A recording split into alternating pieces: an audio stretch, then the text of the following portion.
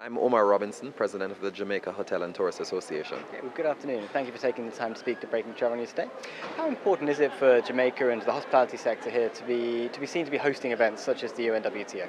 Well, this is a conference of this size and magnitude. It's important because it, highlights what is going on in Jamaica, what Jamaica has to offer. It showcases the best of both our people, which is an important element of our tourism product, and also of the hotels, the physical plants that are here, the hotels, the attractions. So it gives an idea, to everybody and those who can't make it of what is happening in Jamaica and how the advancements that have been made so far. So Jamaica's considered as somewhat of a market leader in its investment in its people in the hospitality sector.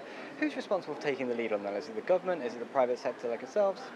a lot of it is private sector driven. I think the properties, the entities have realized the importance of talent development and of course having the right people in the right positions and the advantages that can be gained from that.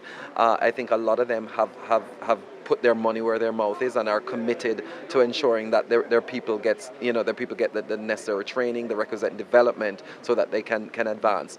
This has also been an initiative of the government where what the government also wants to do is to get industry employees certified. So especially for those properties that can't afford the certification, and the smaller ones, the government has created the JCTI, which is our Center for Training and Innovation. And of course, everybody, it's open to everybody. They're offering free certification courses. So again, it's private sector driven, but government is coming on board now with their own initiative.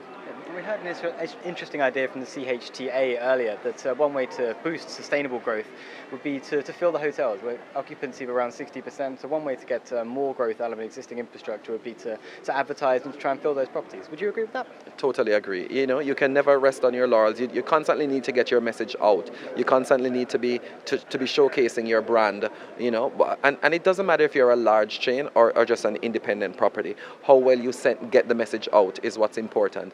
60% on average is modest.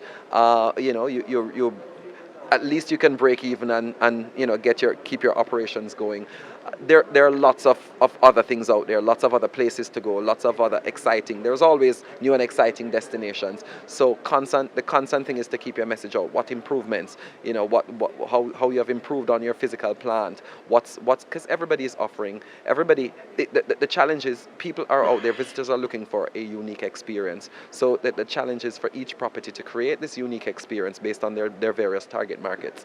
And just a final question, Minister Bartlett was keen to highlight the potential for multi-destination tourism earlier, partnerships with different countries here in the Caribbean. Do you see that as an exciting area for development? It is fantastic idea, especially for visitors from who are doing long haul travel.